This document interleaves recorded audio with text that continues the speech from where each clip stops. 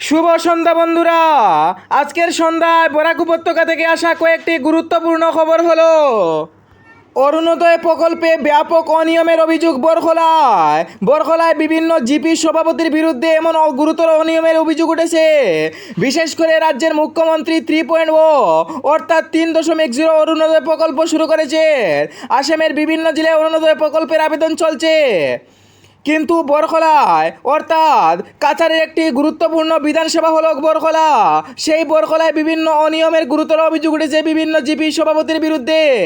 বিশেষ করে গত কয়েকদিন আগে হাইলাকান্দির কাটলিছড়া এই রকমের গুরুতর অভিযোগ উঠেছিল অরুণোদয়ের বিরুদ্ধে।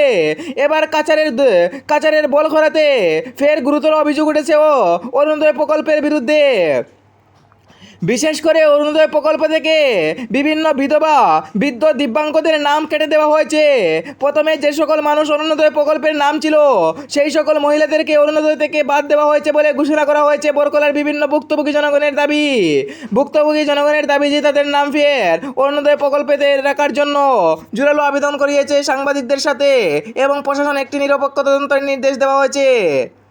মাহমুদ মাদানি কিছু করতে পারবেন না, যদি বেশি কিছু কথাবার্তা করেন তাহলে ফের জেলে যেতে হবে, এমন কড়া ভাষায় ঘোষণা আজ মুখ্যমন্ত্রী ডক্টর হিমন্ত বিশ্ব শর্মার। মুখ্যমন্ত্রী ডক্টর হিমন্ত বিশ্ব শর্মা আজ একটি জনসভা করে বিকেলে সাংবাদিকদের সাথে মুখোমুখি হয় তিনি জানান, অসমে মাহমুদ মাদানি এসেছেন এবং মাহমুদ মাদানি যদি কোনো বিতর্কিত মন্তব্য করেন তাহলে তিনিও জেলে যাবেন। আজ মাহমুদ মাদানি এসে বলেন, আমি আসামে এসেছি, মুখ্যমন্ত্রী আমাকে বাংলাদেশ দেখান। মুখ্যমন্ত্রী গত কিছুদিন আগে দেখিয়েছেন তিনি যদি আসামে আসেন তাহলে মাহমুদ মাদানিকে বাংলাদেশ পাঠিয়ে দেবেন। আজ মাহমুদ মাদানি আসামে এসে চ্যালেঞ্জ করেছেন মুখ্যমন্ত্রীকে বলেন, আমি আসামে এসেছি, আমাকে বাংলাদেশে পাঠান। মুখ্যমন্ত্রী বিকেলে সাংবাদিকদের সাথে বলেন, যদি মাহমুদ মাদানি কোনো বিতর্কিত মন্তব্য করে তাহলে জেলে ভরে দেবেন বলে ঘোষণা করেছেন মুখ্যমন্ত্রী হিমন্ত। আবার নতুন আসছে হাইড্রোজেন বোমা, বুট চুরি ইস্যুতে ফের ঘোষণা কংগ্রেস নেতা রাহুল গান্ধী দাবি করেন, প্রথমে আমরা হাইড্রোজেন বোম দেখিয়েছিলাম না, এবার খুব শীঘ্রই হাইড্রোজেন বোম আসছে। হাইড্রোজেন বোম মানে হচ্ছে ভারতীয় জনতা পার্টি অর্থাৎ বিজেপি এবং ইলেকশন কমিশন আর কোন রাজ্যে বুট চুরি করেছে তা বিশেষভাবে ঘোষণা করতে পারে না। ফের রাহুল গান্ধী আবারও ভোট চুরি যাত্রা শুরু করতে পারেন এবং ভোট যে স্থানে চুরি হয়েছে আবার দেখাতে পারেন, ভারতের জনগণের সাথে রাখবেন। ভারতের জনগণ দেখতে পারবে যে কে ভোট চুরি করেছে। তা নিয়ে বিতর্কের রেশ টানতে না টানতে ফের হাইড্রোজেন বোম ফাটানোর নির্দেশ দিয়েছেন কংগ্রেস প্রভাবশালী নেতা রাহুল গান্ধী। এমন ঘোষণা করেছেন গতকাল বিহারে। যিনি জনগণকে বোকা বানাতে পারেন তিনি আজকালকের নেতা, এমনই ঘোষণা করেছেন ভারতের সড়ক মন্ত্রী নীতিন গাডকারি।